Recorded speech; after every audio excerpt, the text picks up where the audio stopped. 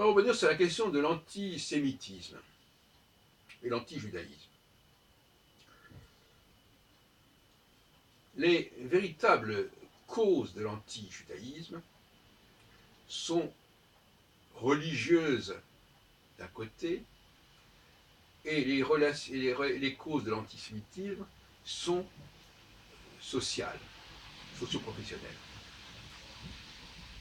Nous avons effectivement deux concepts qu'il faut clarifier et distinguer l'un de l'autre. Bon, il est clair que le christianisme correspond à ce que moi j'appelle dans mon jargon les valeurs alpha. C'est-à-dire ce sont des valeurs qui remettent en question l'idée d'un peuple élu, qui essaie de montrer que ce peuple élu a démérité, qu'il n'est plus élu, etc. Bon. J'entends ça notamment chez les gens de l'école du courant Moon, auprès desquels j'ai une approche assez ethnologique actuellement. Donc, toute une relecture, une exégèse de la Bible pour montrer que les Juifs ne sont plus ce qu'ils doivent être, etc. Alors, ces rivalités, on les connaît bien, puisque même le peuple, le royaume du Nord, le royaume d'Israël, à la fin de Salomon, à la fin du règne de Salomon, avait déjà une forme d'anti-judaïsme au sens littéral du terme, c'est-à-dire contre le royaume de Juda. Et donc déjà le royaume d'Israël contre le royaume de Juda, et la polémique, la rivalité entre Caïn et Abel, ça a été mis en avant en grande partie, toutes ces rivalités, Caïn et Abel, et encore plus Ésaü et Jacob, qui est devenu Israël, justement. Tout ça évoque des rivalités, des tensions intestines entre le royaume du Nord et le royaume du Sud, qui après ont été récupérées dans d'autres objectifs, justement entre le christianisme et le judaïsme. On est passé de l'anti-judaïsme du royaume d'Israël à l'anti-judaïsme des chrétiens. Et bon, j'ai déjà beaucoup abordé ces questions de théologie. Pour moi,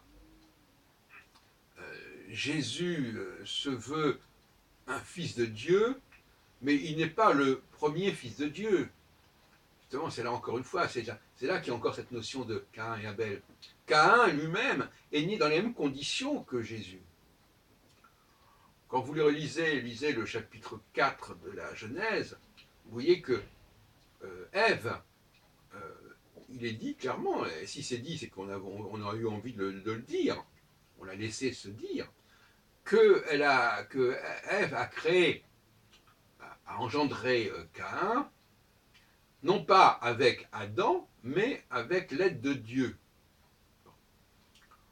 La différence de Seth d'ailleurs, passons, rentrons dans le sujet. Donc, c'est exactement comme la situation de Marie avec Jésus. Donc, finalement, l'anti-judaïsme, c'est aussi un processus de substitution, bien évidemment. La substitution, c'est une forme d'anti, bien évidemment. Donc, on a inventé un personnage de Jésus, né de Marie, comme on a inventé, qui se modelait sur les enfants de Ève, qui étaient Caïn et Abel. Alors, on sait que Caïn a tué Abel, et donc, quelque part, on laisse entendre que les Juifs ont tué Jésus. Mais qui est-ce qui sont les Juifs? C'est Yahvé. C'est ça qui est compliqué. C'est ce qui n'est pas dit. C'est que ça laisse entendre que Yahvé est le Fils de Dieu, parce que Yahvé, c'est le nom de Caïn, en fait. Hein. Yahvé, ça veut dire simplement, c'est une déformation de celui qui est loué, donc c'est pas son... Bon, vous savez qu'ils ont plusieurs noms, les personnages. Donc Caïn, alias Yahvé, en fait. Et il est condamné pour avoir tué son frère Abel. Bon, on pourrait dire que c'est ce qui s'est passé à l'époque de Jésus. Enfin, on met en scène l'idée que Jésus aurait été tué par Yahvé, en fait. En réalité, c'est ça qu'on veut dire. Yahvé étant représenté par son peuple, par le peuple hébreu, qui est le peuple que Yahvé a choisi. Passons maintenant à l'antisémitisme, qui nous intéresse davantage aujourd'hui.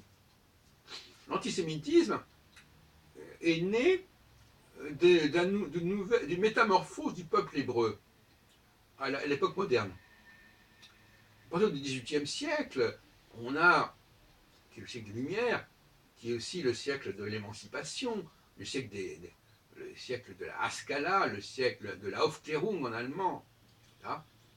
On a une émergence du judaïsme, parfois sous la forme de conversion d'ailleurs. Hein. Mais peu importe la conversion ou pas, les Juifs vont jouer un rôle de plus en plus important, qu'ils soient convertis ou pas, dans la société occidentale.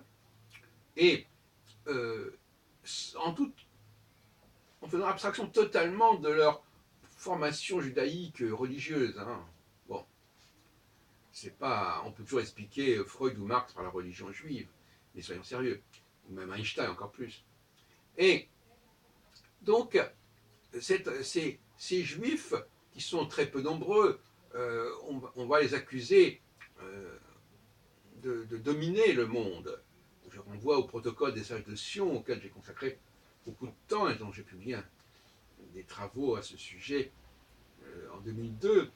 Ça s'appelle Le sionisme et ses avatars au tournant du XXe siècle, aux éditions Ramkat, R-A-M-K-A-T. Donc, les protocoles des sages de Sion, c'est un peu le pendant du Talmud.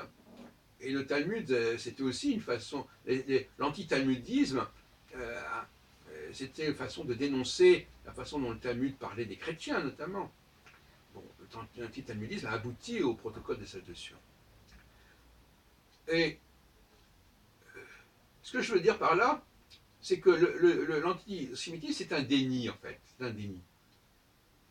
C'est le refus de reconnaître que les Juifs ont un rôle particulier à jouer, non plus en tant que peuple dans sa globalité, mais en tant qu'individualité.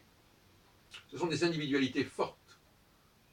Donc le paradoxe, la grande surprise, c'est de voir ce peuple dont on disait les Juifs, et tout d'un coup, bon, et c'est resté un petit peu ce qu'a fait Hitler avec la Shoah, vouloir prendre les Juifs comme une globalité. Alors qu'en réalité, il y a une nouvelle ère qui s'est annoncée, qu'on pourrait d'ailleurs rapprocher pour les astrologues de l'ère du Verseau, qui, au contraire, fait émerger de ce monde juif des personnalités très fortes, dans les domaines les plus divers. Et là, ce sont des gens qui ont un profil particulier. Ce n'est pas le peuple élu, même s'ils sont issus de cette mouvance, bien évidemment. Et le nouvel antisémitisme, c'est cela. C'est un antisémitisme qui est dirigé contre une certaine forme de domination des Juifs dans le monde. Hein. Et on sait très bien que ce n'est pas une domination en tant que peuple ou en tant qu'État. Non, c'est une domination par ses membres les plus doués, les plus actifs, les plus brillants. Et ce sont ceux-là qui jouent un rôle très important et qui représentent ce que j'appellerais la masculinité dans son expression la plus remarquable. Oui, parce que nous avons là, j'en ai peut-être déjà parlé, en tout cas j'ai écrit à ce sujet, une sorte de dualité entre les femmes et les juifs. Les femmes qui ne sont toujours pas capables finalement de produire des personnalités, des individualités, et qui sont quand même la moitié de la population mondiale, au moins, enfin à peu près. De côté, les juifs qui sont de très vagues, très faibles pourcentages, puisqu'il y a à peu près, je sais pas, 20 millions de juifs sur une population de plusieurs milliards d'individus. Donc, et on s'aperçoit que les juifs, avec leurs quelques millions de personnes, créent plus d'individualité que les femmes avec des milliards de personnes. Bon. Donc moi, si j'étais une femme, effectivement, je détesterais les juifs. Ou du moins, je détesterais cette image que je donne des juifs. Même les femmes juives doivent rester attachés à l'idée d'un peuple juif, voilà, globalement comme ça. Alors qu'en réalité, on a une mutation à ce niveau-là. Le peuple juif, maintenant, il est constitué, il s'est diasporisé en quelque sorte. C'est pour ça que ce qu'a voulu faire Herzl avec l'État d'Israël, c'est un petit peu dépassé, d'une certaine manière. Parce qu'on était à une époque de transition. Et finalement, ce qui compte maintenant, c'est la conscience que c'est dans le peuple juif que l'on va trouver le plus grand nombre de génies, mais chacun de ces génies va devoir, bien entendu, se démontrer par lui-même. C'est-à-dire qu'un génie, c'est pas, on ne les pèse pas au kilo, les génies. Voilà, chaque génie doit avoir son profil particulier, son Google particulier. C'est-à-dire il doit avoir ses acquis particuliers, ses réalisations particulières. Et il faut savoir que, effectivement, les Juifs sont un vivier extraordinaire pour ce qu'on appellerait, disons clairement, le génie. Ce que d'ailleurs, c'est intéressant parce que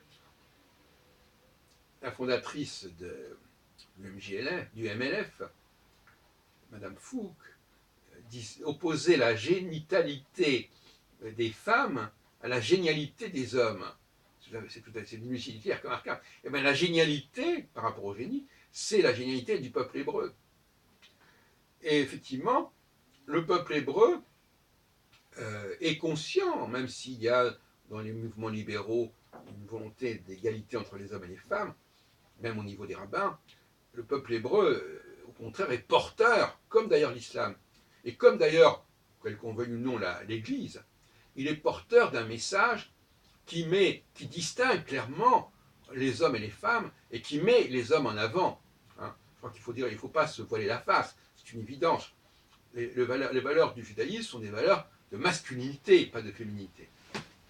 Voilà, donc les féministes peuvent être effectivement, d'une certaine manière, dans une démarche qui est fondamentalement antisémite.